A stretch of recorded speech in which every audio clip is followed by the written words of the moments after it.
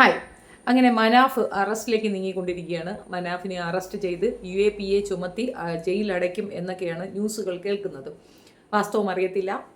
സാധ്യതകൾ ഏറെയാണ്. ഞാൻ അന്നേ പറഞ്ഞൊരു കാര്യമാണ്, മനാഫിന് ആവശ്യമില്ലാത്ത ഒരു പരിപാടിയായിരുന്നു ആ ചെയ്തത് എന്ന്. കുറച്ചുകൂടെ ആലോചനയോടുകൂടി വേണം ഇത്തരം കാര്യങ്ങളിൽ ഇടപെടണമെന്ന് അന്നേ ഒരു സൂചന കൊടുത്തിട്ടുണ്ടായിരുന്നു. ബട്ട് എന്താ പറയുക, നമ്മൾ പറയുന്നതിന് വെള്ളത്തിൽ വരച്ചവരെ പോലെയാണ് അവരൊക്കെ കണക്കാക്കുന്നത്. അതുകൊണ്ട് നമുക്ക് അതിനകത്ത് പ്രത്യേകിച്ച് അഭിപ്രായങ്ങളൊന്നുമില്ല. പലരും പല രീതിയിൽ ഈ ഒരു കമ്മ്യൂണിറ്റിയെ അപകടപ്പെടുത്താൻ വേണ്ടിയിട്ട് ഇതിനകത്ത് നിൽക്കുന്ന മെയിൻ ആൾക്കാരെ കൺസേൺ ചെയ്തുകൊണ്ട് പല കോപ്രായങ്ങൾ കാണിക്കും. അതിൽ നിന്നും പോയി ചാടാതിരിക്കാൻ ശ്രദ്ധിക്കേണ്ടത് കമ്മ്യൂണിറ്റിയുടെ അല്പമെങ്കിലും സ്നേഹമുള്ളവർ ചെയ്യേണ്ട ഒരു നടപടിയാണ്. അപ്പോൾ ഈ ഒരു വിഷയത്തിൽ മനാഫിനൊപ്പമാണോ എന്ന് വെച്ചാൽ അല്ല. കാരണം മനാഫ് ചെയ്തത് ഒരു വലിയ മിസ്റ്റേക്കാണ്. ഒന്നാമത് ധർമ്മസ്ഥല എന്ന് പറയുന്ന ഒരു സ്ഥാപനവും അതിനോട് അനുബന്ധിച്ച് നടക്കുന്ന ഒരു വിഷയവും എന്ന് അവതരിപ്പിക്കുമ്പോൾ ശരിയായ പഠനം വേണ്ടിയിരുന്നു. ആ പഠനമില്ലായ്മ കൊണ്ടാണ് ഇപ്പോൾ ഇങ്ങനെ സംഭവിച്ചത്. പലരും ഞാൻ മുൻപ് ചെയ്ത വീഡിയോയുടെ താഴെ ഒരു കമൻറ്റിൽ വന്നിട്ട് പറയുന്നുണ്ടായിരുന്നു, എന്താണ് അയാൾക്ക് അതിനുള്ള അവകാശമില്ലേ, അയാൾ ഇന്ത്യക്കാരനല്ലേ, ഇന്ത്യയിൽ എവിടെ നടക്കുന്ന പ്രശ്നത്തിൽ നമുക്ക് ഇടപെട്ടുകൂടെയെന്നു. തീർച്ചയായിട്ടും ഇടപെടാം. പക്ഷേ നമ്മളുടെ നിലനിൽപ്പും കൂടെ നോക്കണം. ഇപ്പോൾ എല്ലാവർക്കും അയാളെപ്പോലെ ആകാൻ പറ്റുമെന്ന്, മനാഫിനെ പോലെ ആകാൻ എല്ലാവർക്കും സാധിക്കത്തില്ലല്ലോ. ചിലർക്കൊക്കെ ചില രീതിയിലുള്ള നേതൃത്വ പാഠവും ഉണ്ടാവും. ചിലർക്ക് ചില രീതിയിൽ ആളുകളെ ഇംപ്രവൈസ് ചെയ്യാനോ അല്ലെങ്കിൽ അവരെ കൂടുതൽ മനസ്സിലാക്കി കൊടുക്കാനും ഒക്കെ സാധിക്കുന്ന ഒരു മേഖലയിൽ നിൽക്കുന്ന ആൾക്കാർ കുറച്ചുകൂടെ മനസ്സിലാക്കി പെരുമാറണം. അല്ലാച്ചാൽ അവർ പിടിപെട്ട് കഴിഞ്ഞാൽ അത് അവരെ മാത്രം നോക്കി നിൽക്കുന്ന കുറേയധികം പേർക്ക് ഒരു തിരിച്ചടിയാകും.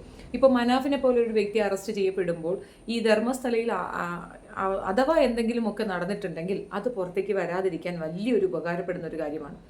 മെയിനായിട്ട് സമീർ എന്ന് പറയുന്ന ഒരു ചാനൽ അധികാരിയാണ് ഇതിനെ ശരിക്കും പറഞ്ഞാൽ ആദ്യമായിട്ട് ഇത് കൊണ്ടുവന്നിട്ടുണ്ടായിരുന്നത്. അയാൾ പറഞ്ഞ കുറേ കാര്യങ്ങളിൽ സത്യമുണ്ട്, ഇല്ല എന്നല്ല. പക്ഷെ അതിലേക്ക് ധർമ്മസ്ഥല എന്ന സ്ഥാപനത്തിനെ കൊണ്ടുവന്ന് വെച്ചപ്പോഴാണ് പ്രശ്നം രൂക്ഷമായത്. മതം വല്ലാത്തൊരു സംഗതിയാണ്. മതത്തിനെ പിടിച്ചു കഴിഞ്ഞാൽ ഇല്ലാത്ത പ്രശ്നവും പുകിലും ഒക്കെ ഉണ്ടാകും. ഇവിടെ ഒരുപാട് ആയിരക്കണക്കിന് മനുഷ്യരെ കൊന്നു കളഞ്ഞിട്ട് അതിനെ മതത്തിൻ്റെ ഒരു മുഖം കൊടുത്തു കഴിഞ്ഞാൽ പിന്നെ രക്ഷപ്പെടുന്ന ഒരു സീനാണ് കാണുന്നത്. പൊതുവിൽ അങ്ങനെയാണ്. അപ്പോൾ ഈ ഒരു അവസ്ഥയിൽ അതിലേക്ക് പോയി തലവെച്ച് കൊടുക്കാതിരിക്കാനുള്ള ഒരു ബോധം അയാൾക്ക് ഉണ്ടാകണമായിരുന്നു. ഏതായാലും ഞാൻ ഈ വാർത്ത കേട്ടത് ABC മലയാളം ചാനലിലാണ്. അവരുടെ ക്യാപ്ഷൻ തന്നെ അറസ്റ്റ് ചെയ്തു എന്നാണ്.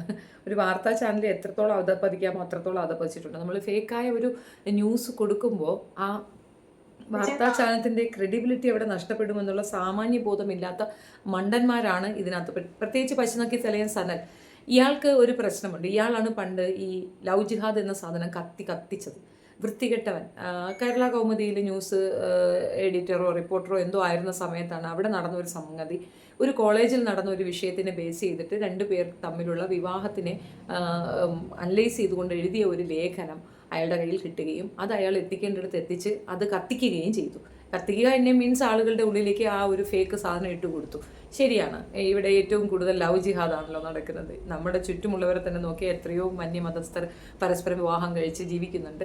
ഇവിടെ മതേതര രാജ്യമായതുകൊണ്ട് തന്നെ ഇങ്ങനെയുള്ള വിവാഹങ്ങളെ പ്രോത്സാഹിപ്പിക്കുന്ന ഒരു ഗവൺമെൻറ്റാണ് നമുക്കുള്ളതെന്ന് ഏത് മണ്ടനിക്കും അറിയാവുന്ന കാര്യവുമാണ്. പക്ഷേ ഈ ഒരു വിഷയം പബ്ലിഷ് ആവാതിരിക്കാൻ വേണ്ടി നന്നായി ശ്രദ്ധിച്ചുകൊണ്ട് തന്നെ അതിനെതിരെ ഇങ്ങനെ ഒരു ടൈം കൊണ്ടുവരാൻ സാധിച്ചു എന്നുള്ളത് ഇയാളുടെ മിടുക്ക് തന്നെയാണ്. ആ മിടുക്ക് നല്ലൊരു കാര്യത്തിന് ഉപകരിച്ചിരുന്നുവെങ്കിൽ നന്നായിരുന്നേനെ. ബാക്കി നമുക്ക് കേൾക്കാം. ധർമ്മസ്ഥലയിൽ മനാഫിന്റെ അറസ്റ്റ് ഉറപ്പായിരിക്കുകയാണ്. SIT അറസ്റ്റ് ചെയ്യാൻ തീരുമാനിച്ചു. എന്താവും ഇനി ഭാവി? മനാഫിനെ നന്മമരം എന്ന് വിശേഷിപ്പിച്ച ആരാന്നറിയോ? ഓർമ്മയുണ്ടോ? കോഴിക്കോട് BV അൻവറാണ് മനാഫിനെ ആദ്യമായി നന്മമരം എന്ന് വിശേഷിപ്പിച്ചു. പശുനക്കി തല ഇനിയിപ്പോൾ നേരെ അൻവറിന്റെ തലയിലേക്ക് ചാടി കയറാനാണ് നോക്കുന്നത്.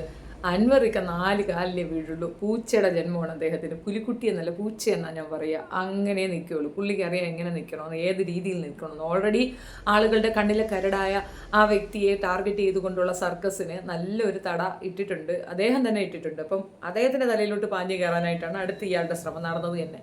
മനാഫും അൻവറും തമ്മിൽ യാതൊരു ബന്ധവുമില്ല. പൊതുവിഷയങ്ങളിൽ അഭിപ്രായം പറയുക എന്നുള്ളത് അൻവറെ പോലുള്ള ഒരു ജനപ്രതിനിധിയുടെ ഉത്തരവാദിത്വമാണ്. ആ ഒരു വിഷയം മാത്രമേ പറഞ്ഞുള്ളൂ. നന്മമരം തന്നെയാണ്. ഇവരെ ഇതിനകത്തിട്ടിരിക്കുന്ന ക്യാപ്ഷനാണ് ഹിന്ദു വിരുദ്ധൻ മനാഫിനെ പൊക്കി. എന്താല്ലേ, അപ്പോൾ ആളുകൾ ഇടിച്ചു കയറും. കാഴ്ച എന്താ, ഹിന്ദു വിരുദ്ധനല്ലേ നോക്കാൻ. അയാൾ ഹിന്ദു വിരുദ്ധനാണെങ്കിൽ അയാളുടെ ജോലി, അയാളുടെ സ്ഥാപനങ്ങളിലൊക്കെ ജോലിക്ക് വെക്കുന്നത് മുസ്ലിങ്ങളെ മാത്രമായിരിക്കും. എത്രയോ മുസ്ലിംസ് ഇതുപോലെ വലിയ ലൈസൻസ് ഒക്കെ എടുത്തിട്ട് കാത്തിരിക്കുന്നവരുണ്ട്. അവരെ ആരെയും കൺസേൺ ചെയ്യാത്ത ഒരു ഹിന്ദു മതവിശ്വാസിയായ ഒരുത്തനെ തന്നെ എടുത്തു. അവർക്ക് അവിടെ എലിജിബിലിറ്റിയാണ് നോക്കുന്നതെന്ന് തോന്നുന്നു. റീസൺ എനിക്കറിയത്തില്ല. ഇൻഡെപ്തിൽ എനിക്ക് മനാഫിനെ അറിയില്ല. മനാഫിനെ പുകഴ്ത്താനും ഞാൻ ഉദ്ദേശിക്കുന്നത്. പഠനാനുസരണം ഇല്ലാത്ത ഒരാളെ പറ്റി കൂടുതലൊന്നും പറയാനും എനിക്ക് താല്പര്യമില്ല. പക്ഷേ എന്നിരുന്നാലും അയാൾ ഒരു ഹിന്ദു വിരുദ്ധനാണെന്നുള്ളത് ഞാൻ വിശ്വസിക്കുന്നില്ല. പക്ഷേ ഹിന്ദു വിരുദ്ധ വികാരം ഉയർത്താൻ അയാൾക്ക് സാധിച്ചിട്ടുണ്ട്. അത് ആ പയ്യൻ മരണപ്പെട്ടതിനെ ബേസ് ചെയ്തിട്ടാണ്. ആ കുടുംബം കാണിച്ച നന്ദികേട് പൊതുസമൂഹത്തിൻ്റെ മുന്നിൽ ഇവരിത്ര നന്ദി കെട്ടവരാണ് എന്നൊരു നരേഷൻ കൊണ്ടുവരാൻ സാധിച്ചിരുന്നു. സംഘികൾ അത് ഏറ്റെടുത്തപ്പോൾ അത് കൂടുതൽ വൾഗറായി, കൂടുതൽ ആ കുടുംബത്തിന് ആക്രമണം കിട്ടുകയാണ് ഉണ്ടായത്. ഒരു കുടുംബനാഥൻ മരിച്ച ഒരു കുടുംബത്തിൽ അത്രയധികം ആക്രമണം അഴിച്ചുവിടേണ്ട ആവശ്യം ഉണ്ടായിരുന്നു എന്ന് വെച്ചാൽ ഇല്ല എന്ന് തന്നെയാണ് എൻ്റെയും പേഴ്സണൽ അഭിപ്രായം. എനിവേ, ഇനിയിപ്പോൾ അങ്ങേരുടെ തലയിലോട്ടാണ് കയറുന്നത്. അപ്പോൾ ഇതിനെ അടിസ്ഥാനപ്പെടുത്തി ഇവർ പറയുന്ന ഒരു റീസൺ എന്താണെന്ന് പറഞ്ഞാൽ അത് കേൾക്കാം. ക്ഷേത്രത്തിൽ വിട്ടുകൊടുത്തു. എന്റെ അടുത്ത് ഇതുമായി ബന്ധപ്പെട്ട മഹേഷ് ഷെട്ടി, തിമറോടി ഉൾപ്പെടെയുള്ളവർ എന്ന് പറഞ്ഞു, നിങ്ങൾ ഇപ്പൊ തിരിച്ചു വന്നാൽ നിങ്ങൾക്ക് ആ വസ്തുവിന്റെ വിഹിതം കിട്ടും, കോടികൾ വില മതിക്കും. നിങ്ങൾക്കൊരു മകളുണ്ടെന്നൂടെ പറഞ്ഞാൽ നിങ്ങൾക്ക് 2 ഷെയർ കിട്ടും. അതുകൊണ്ട് നിങ്ങൾ വരൂ എന്ന് പറഞ്ഞതുകൊണ്ടാണ് ഞാൻ വന്നത് എന്ന് ഇവരിപ്പോ പറയുന്നു. അങ്ങനെ ഞാൻ പറഞ്ഞത് കള്ളത്തരമാണ് എന്ന് ഇവരുടെ അനന്യ ഭട്ടിന്റെ അമ്മ എന്ന് അവകാശപ്പെട്ടു വന്ന സുജാത ഭട്ട് പറഞ്ഞതിന് ശേഷം മനാഫ് പത്രസമ്മേളനം നടത്തി.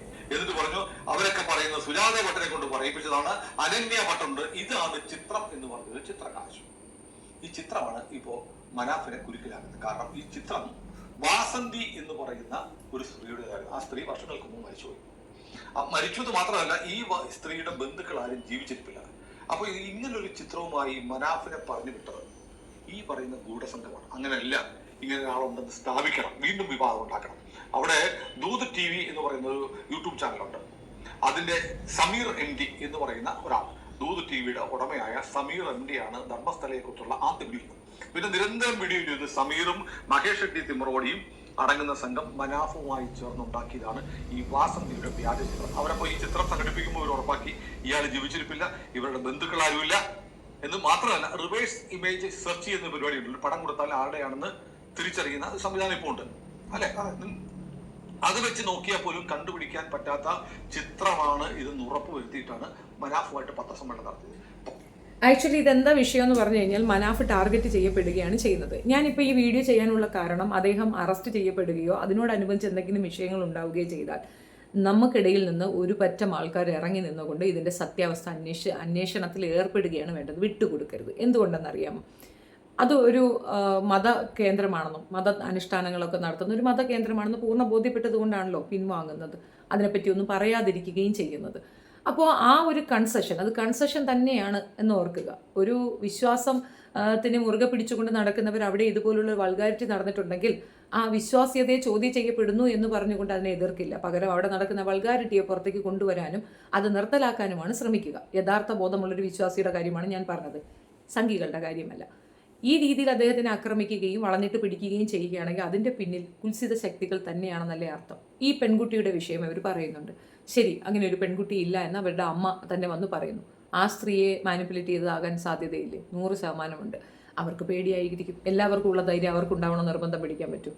അതുകൊണ്ട് തന്നെ ആ സ്ത്രീയെ അവർ മാനിപ്പുലേറ്റ് ചെയ്തതാണ്. അങ്ങനെയൊന്ന് വളഞ്ഞു കൂട്ടി കൊണ്ടുവന്നിട്ട് ഇങ്ങനെ ഒരു പെൺകുട്ടി ഉണ്ട് എന്ന് കൺഫേമായി എന്തോ എവിടുന്നോ സോഴ്സിൽ നിന്ന് കിട്ടിയതും വെച്ചുകൊണ്ട് മനാഫ് പറയുന്നത് കേൾക്കുമ്പോൾ മനാഫിനെ ടാർഗറ്റ് ചെയ്യുന്നുണ്ടെങ്കിൽ ഇപ്പുറത്ത് നിൽക്കുന്നവർ ശക്തരായി മനാഫിനെ സപ്പോർട്ട് ചെയ്യണമെന്നാണ് പറയുന്നത്. അതായത് അയാൾ കുറച്ച് അല്പപ്പൊങ്ങിയാണെങ്കിൽ പോലും അയാൾ ചെയ്ത ഒരു പ്രവൃത്തിയുടെ ഫലമായി അയാളെ ടാർഗറ്റ് ചെയ്യുന്നത് ഒരു കമ്മ്യൂണിറ്റിയെ ടാർഗറ്റ് ചെയ്യുന്നതിന് തുല്യമാണ്. പ്രത്യേകിച്ച് ഇവിടെയുള്ള ഓടംകൊല്ലികൾ അയാൾക്ക് എഗൻസ്റ്റായിട്ട് നിൽക്കുന്നുണ്ടെങ്കിൽ നമ്മൾ മനാഫിനൊപ്പം നിൽക്കണം എന്നാണ് എനിക്ക് പറയാനുള്ളത്. എൻ്റെ അഭിപ്രായമാണ് പറഞ്ഞത്. ഞാൻ മനാഫിനൊപ്പമാണ് ഈ ഒരു വിഷയത്തിൽ. കാരണം ഇങ്ങനെ ഒരു കാര്യം അദ്ദേഹം പുറം സമൂഹത്തിലേക്ക് കൊണ്ടുവന്ന് തന്നിട്ടുണ്ടെങ്കിൽ അതിൻ്റെ സോഴ്സ് അദ്ദേഹത്തിന് അവിടെ കാണിക്കാവുന്നതേ ഉള്ളൂ. കിട്ടിയ സോഴ്സ് ഉപയോഗിച്ചു അദ്ദേഹം അങ്ങനെയൊന്നും ഉണ്ടാക്കി അത് പുറത്തേക്ക് കൊണ്ടുവന്നിട്ടുണ്ടെങ്കിൽ അത് അന്വേഷിക്കേണ്ട ചുമതലയും ഉത്തരവാദിത്വം പോലീസിനാണ്. പോലീസ് അഥവാ അദ്ദേഹത്തിനെ അറസ്റ്റ് ചെയ്താലും വിചാരണയ്ക്ക് വേണ്ടിയിട്ടായിരിക്കും. എന്താണ് അവിടെ നടന്നത്, നിങ്ങൾക്ക് എവിടെ നിന്നാണ് ഇതൊക്കെയൊക്കെ സോഴ്സ് കിട്ടി എന്നതിനായിരിക്കണം. അല്ലാതെ ഏതാണ്ട് ഈ കൊലകളൊക്കെ കണ്ടുപിടിച്ച് ഇയാളാണ് ചെയ്തതെന്നോ അല്ലെങ്കിൽ ഒരു വിഭാഗം ജനതയെ ആക്രമിക്കാൻ വേണ്ടിയിട്ട് നുണപ്രചരണം നടത്തിയെന്നൊക്കെ പറയുന്നത് അത്രയും വലിയ ബുദ്ധിയൊന്നും അദ്ദേഹത്തിനുണ്ടെന്ന് ഞാൻ വിശ്വസിക്കുന്നില്ല. അതിന് മാത്രമുള്ള ഒരു ക്രൂക്കഡ് മെൻറ്റാലിറ്റി മനാഫിനുണ്ടാകുമെന്നോ മനാഫ് അങ്ങനെ ഫേമസ് ആകാൻ ഉദ്ദേശിക്കുന്ന ഒരു വ്യക്തിയാണെന്നോ എനിക്ക് തോന്നിയിട്ടില്ല. ഫെയിം ആയിപ്പോയി എന്നുള്ളത് അയാളുടെ കുറ്റമല്ല. പക്ഷെ വന്ന ഫെയിം വേണ്ട എന്ന് വെക്കാൻ അയാൾ തയ്യാറാകുന്നുമില്ല. അത് സത്യമാണ്. പിന്നെ അയാൾക്കറിയില്ല സമൂഹത്തിൽ എത്രത്തോളം ക്രൂക്കഡായിട്ടുള്ള ആൾക്കാരുണ്ട്, ഇവരോട് സഹകരിക്കണോ എന്നുള്ള ബോധമൊന്നും മനാഫിനില്ല. അതുകൊണ്ടായിരിക്കാം ഒരു പക്ഷേ അയാൾ പെട്ടിട്ടുണ്ടാവുക. പക്ഷെ ധർമ്മസ്ഥലയിൽ നടന്ന അന്യായങ്ങൾക്ക് അവിടെയുള്ള നാട്ടുകാർ തന്നെ ആക്രോശം പുറപ്പെടുവിക്കുകയോ അതിനെപ്പറ്റി അന്വേഷിക്കാൻ ഉത്സാഹം കാണിക്കുകയോ ഒക്കെ വേണം. ഇത് മനാഫ് മാത്രം പറഞ്ഞൊരു വിഷയമല്ലല്ലോ. ABC മലയാളം ചാനലുകാരൻ വിചാരിക്കുന്നത് എന്താണെന്ന് പറഞ്ഞാൽ അൻവർ ഏർപ്പാട് ചെയ്ത് മനാഫ് എന്ന് കണ്ടുപിടിച്ച ഒരു സാധനമാണ്. അവർക്ക് ഇനിയിപ്പോൾ മനാഫിനെ അങ്ങോട്ട് തീർത്തു കഴിഞ്ഞാൽ എല്ലാ പ്രശ്നവും സോൾവ് ആയി എന്നാണ് വിചാരിക്കുന്നത്.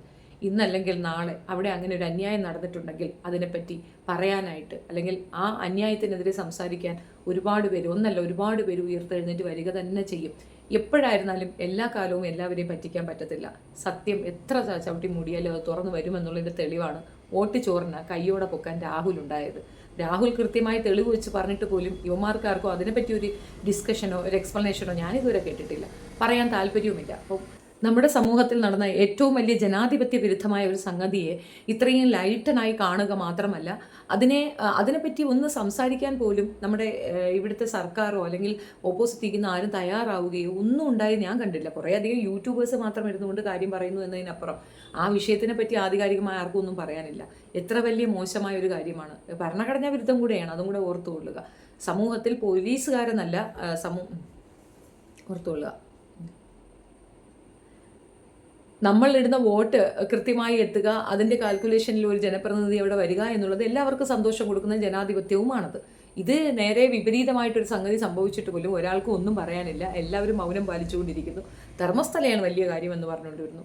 തീർച്ചയായിട്ടും ധർമ്മസ്ഥല എന്ന് പറയുന്നത് ഹിന്ദു കമ്മ്യൂണിറ്റിയിലുള്ള മനുഷ്യർക്ക് ഒരു പ്രിഷ്യസ് ആയ ഒരു ഏരിയ തന്നെയാണ്. ഒരു തർക്കമൊന്നുമില്ല, നമ്മൾ അഗൻസ്റ്റും അല്ല. പക്ഷേ അവിടെ അന്യായം നടന്നിട്ടുണ്ടെങ്കിൽ ചോദ്യം ചെയ്യപ്പെടേണ്ട ആവശ്യകതയുണ്ട്. അത് ഇപ്പുറത്ത് നടക്കുന്നു അപ്പുറത്ത് നടക്കുന്നില്ല, ഇങ്ങനത്തെ ഒരു നരേഷനോ അല്ലെങ്കിൽ ഇങ്ങനെ ഒരു എക്സ്പ്ലനേഷനോ ഒന്നും അതിന് ഉചിതമാകുന്ന കാര്യങ്ങളുമല്ല. ഏതായാലും ഞാൻ അന്ന് പറഞ്ഞതുപോലെ തന്നെ, മുൻപുള്ള എൻ്റെ വീഡിയോസിലൊക്കെ ഞാൻ സൂചിപ്പിച്ചതുപോലെ തന്നെ, മനാഫിന് ആവശ്യമില്ലാത്തൊരു കുടുക്കായിരുന്നു ഇത്. പക്ഷേ മനാഫ് ഒറ്റയ്ക്കാണെന്നുള്ള തോന്നലിൽ വീണ്ടും വീണ്ടും മനാഫിൻ്റെ തലയിൽ കയറാനാണ് ഉദ്ദേശമെങ്കിൽ ഇപ്പുറത്തുള്ളവർ മിണ്ടാതിരിക്കരുത് എന്നുള്ളതാണ് എൻ്റെ റിക്വസ്റ്റ്. ബിക്കോസ് നമ്മൾ അയാൾ ചെയ്ത തെറ്റിൻ്റെ ഇതാണ്, അതുകൊണ്ട് അയാൾ അനുഭവിക്കട്ടെ എന്നല്ല പറയുക. സേവ് ചെയ്യുക ആൻഡ് ദെൻ അയാളോട് പറയാം മിണ്ടാതൊരു മൂലയിൽ കുത്തിയിരുന്നുകൊള്ളുക. അതാണ് ചെയ്യേണ്ടത്. കാരണം പീഡിപ്പിക്കപ്പെടുകയോ ആക്രമിക്കപ്പെടുകയോ ഒക്കെ ചെയ്യുന്ന ഒരു അവസ്ഥയുണ്ടെങ്കിൽ ഇത് നന്മയ്ക്ക് വേണ്ടി ചെയ്തതല്ലേ, നന്മയോളിയാണെന്നാണല്ലോ അറിയപ്പെടുന്നത്. അപ്പം ഈ നന്മയുടെ കൂടുതൽ കൊണ്ടാണല്ലോ ഈ അടി കിട്ടിയിട്ടുള്ളത്. അപ്പം ഇത് സപ്പോർട്ട് ചെയ്യുക എന്നുള്ളത് നമ്മുടെ ഉത്തരവാദിത്തമാണ്. ബിക്കോസ് അയാളുടെ ഭാഗത്ത് നിന്ന് നോക്കുമ്പോൾ അയാൾക്ക് ഒരുപാട് ശരികളുണ്ട്. കോഴിക്കോട് കിടക്കുന്ന ഇങ്ങേർക്ക് എന്തിൻ്റെ കുത്തിക്കഴപ്പായിരുന്നു എന്നുള്ളത് മനസ്സിലാകുന്നില്ല. രാജ്യം നന്നാക്കാനും സമൂഹം നന്നാക്കാനും ഒക്കെ ഇറങ്ങുകയാണ് ഉദ്ദേശ ലക്ഷ്യമെങ്കിൽ കുറച്ചുകൂടെ പഠിക്കുക, കാര്യങ്ങൾ മനസ്സിലാക്കുക, കുറച്ചുകൂടെ നന്നായി അപഗ്രഥിച്ച ശേഷം ഒരു വിഷയത്തിൽ ഇറങ്ങുകയാണെങ്കിൽ അതിൽ സക്സസ് ഉണ്ടാവും. അല്ലാത്ത പക്ഷം ഇതുപോലുള്ള ഇരുട്ടടികൾ തിരിച്ചു പ്രതീക്ഷിക്കാമെന്നുള്ളതാണ്. എന്തായാലും അദ്ദേഹം അറസ്റ്റിലൊന്നും ആയിട്ടില്ല. ഇനി ആകാൻ ചാൻസ് ഉണ്ടോ എന്ന് ചോദിച്ചാൽ വിചാരണയ്ക്കായിരിക്കും, അല്ലാതെ വേറെ ഒന്നും ഉണ്ടാവത്തില്ല. ഈ ഒരു ഇൻഫർമേഷൻ ഇവർ പറഞ്ഞത് തെറ്റാണെന്ന് ഒന്ന് പറയാൻ വേണ്ടിയിട്ട് ചെയ്ത വീഡിയോ ആണ്. ഇഷ്ടപ്പെടുകയാണെങ്കിൽ like, share and subscribe my channel. Thank you.